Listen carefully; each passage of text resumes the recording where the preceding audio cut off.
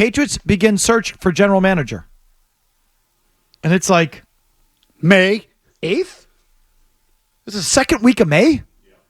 And now NFL Live headline, Patriots begin interviews for general manager. Right. Free agency's over. Draft is over. And it's like, I wonder, people must be look at that and go, huh? And I look at that and go, huh? And it's another sort of bad sign. It's a sort of another symptom of what I'm talking about. I don't think this team was ready to go when they fired Bill Belichick. Amazingly, Mazz, not dialed in. Well, look, again, this whole idea of it, in listening to the Phil Perry comment there, that it's too much to do in one period of time. Let's just say, okay, how did Washington do it? They hired 2 guys. How does everyone do it? Right, exactly. Like the whole idea. How did Washington pull it off? So, and Washington's a clown show, or at least it was when Snyder was the owner. But nonetheless, clown show. It was doable. They elected not to do it. And they elected not to do it because it's a bag job. So that's why. Now, again, and I'm okay with the bag job part of it if Wolf is the guy and what have you. So I just don't believe, I think they're lying about the it was too much to do thing. It's a joke. And Phil Perry rightfully points out, especially because you didn't have to do this with a coach. Most teams, the Commanders, most teams get into this spot where usually, not every time, but usually it's a coach and the GM, and they're hiring both. Maybe those guys come as a piece. Maybe the coach has general manager power. But either way, regime change is usually the building, and you have to start over in the building. And sometimes the GM stays and the coach goes, or vice versa. But it's routine for teams to hit the second week of January and need to fill head coach and general manager openings. And subsequently, that means offensive staff, defensive staff, scouting staff. And they do it. Somehow the Patriots, it always would have been too much. You had the head coach. So take that off your desk. Like, that's right. It was only one search. They didn't have to go through the coach thing. That's right. It was just the GM. And it was too much? What? They didn't want to deal with any of it.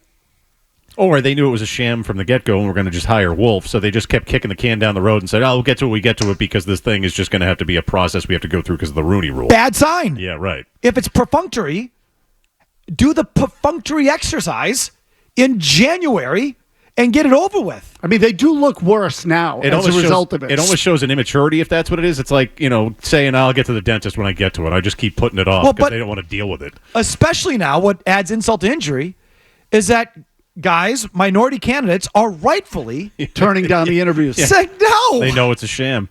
This is a sham. This is the exact thing that, that aggravates us about the Rooney Rule, or this perception of sham interviews. And we know we don't have a real shake at it. You're just doing it to satisfy this rule. Well, the Patriots have basically advertised the fact that it's a sham interview. And so guys are turning them down. I'm reading from the Herald here. So they have gotten a couple of guys to say yes. Eagles director of scouting Brandon Hunt reportedly accepted an invitation to interview Wednesday, according to reports. The Patriots reportedly had at least 3 interview requests turned down by minority candidates. Bengals senior personnel executive Trey Brown, former Cardinals vice president of personnel Quentin Harris, and Bills director of player personnel Terrence Gray. The Patriots were in compliance with the Rooney Rule before the draft because, according to the league, there wasn't a singular person in the primary personnel position, and because there were no changes to anyone's titles after Belichick's departure.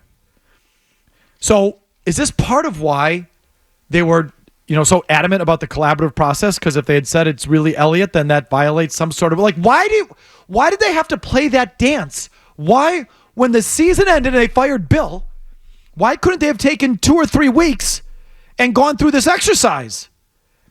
And even if it was perfunctory, that's the normal order of things, and people aren't looking at you like, no, I'm not going to come in and be your stooge.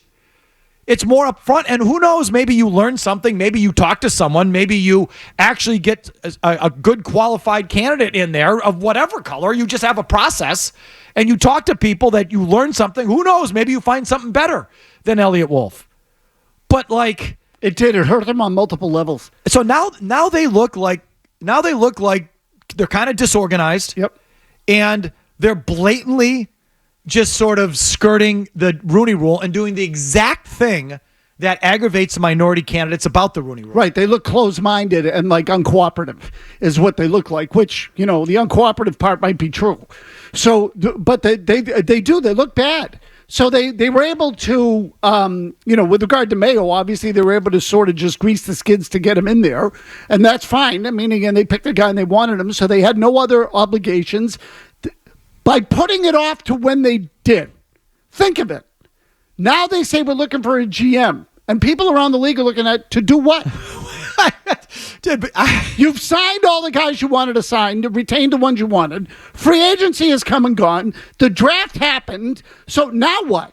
You want me to come in now? So this is just a prevailing feeling that I've had on the team, and I've expressed it a lot, but it's been a while. But this is just the latest example of it, where I don't see the command of the situation down there. They again, Mike, I remember, I'm trying to remember how I said it at the time.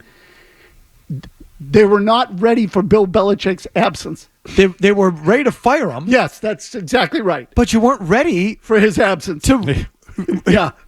get back to running the organization. Right. They were ready to fire Bill Belichick. They weren't ready for his absence. I feel like any of them were. I mean, Mayo wasn't. Mayo gets the job, which he knew he had in his back pocket, which he knew he was getting. And you had no offensive coaches lined up. You had to go through this long thing where a bunch of guys declined to come in or they took other jobs, and you ended up with the 12th guy of 12. Someone who was just had a history with Elliott Wolf. Fire drill. And it's like, you weren't dialed in, ready to go on the offensive coaching staff. I guess we're kind of dialed in and ready to go with your next GM. You had an idea that it would be Elliott Wolf, but you didn't have command of the process. And it's just, and I feel like it just sort of permeates the whole thing. These reports that come out about the draft, that they didn't have complete command of the board, or it had the look of them watching paint dry. We're in the range for some players and they lost out on them. And it's like, I feel like the whole thing, Mazz, are just sort of drifting. And this is part of it. Yeah, no, I say fire drill. Musical chairs. I mean, the music stopped. Everybody's got a chair and they're left standing. And think of the instances, because all the ones you're talking about are right. And when I say that, Calvin Ridley, they weren't willing to go beyond the mark. Like, they sort of got used. Yeah. Is how I feel. Yeah. They got used in the process. In the draft, they kind of just were a step behind, particularly in the second and third rounds. You want to say they wanted Drake May at number 3, fine. But when it got to receiver and tackle, they were chasing. They were chasing coordinators. Now they're chasing a GM. They're chasing constantly. They had an opportunity to bring people in on April 1st because they had a new staff. Instead, they waited till April 8th. And I can't remember the exact dates, but it was something like that, right? They had a chance to bring these guys in a week earlier than they did. Mayo wanted an extra week to like something like get on the same page with his staff. They're behind. Yeah. They've been behind like the whole way. The whole way through. Yeah, it's just like they're standing when the music stops. Which, like, some people will say to me, "Well, you got it. Well, they're just like everybody else now. This is what you are." And we thought they were different. It was a well-run, dialed-in organization from top to bottom that was different than other teams and better than other teams. And the successful practices that are used in our other businesses are used with the team. And I buy that. I bought it.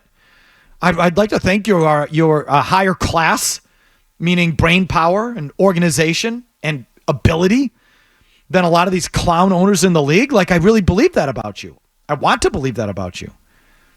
Why is so far behind on everything this year? Like, this is just another example of it. Yeah, again, I just think that the reality of life without Belichick, they knew it was coming and it surprised them when it did. Like, if that makes sense. Yes. I don't know. I know it's like contradictory, but I think it's something like that all of a sudden it's okay, he's gone, now what do we do? Like, you didn't see this one coming? Right. We were talking about it for 3 years. He said when you got off the plane from Germany, that was it. It was in October.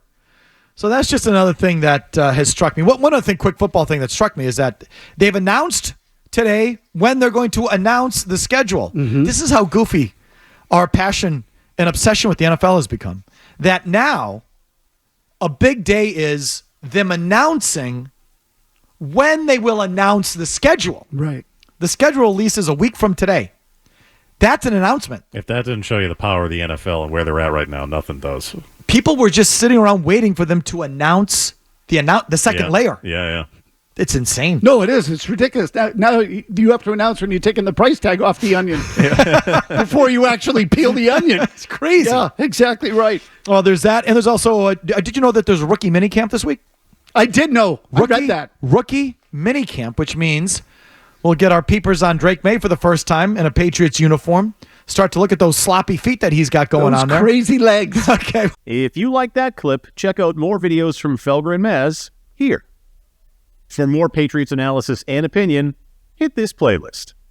And for all the latest from the Sports Hub, download the app at 985thesportshub.com.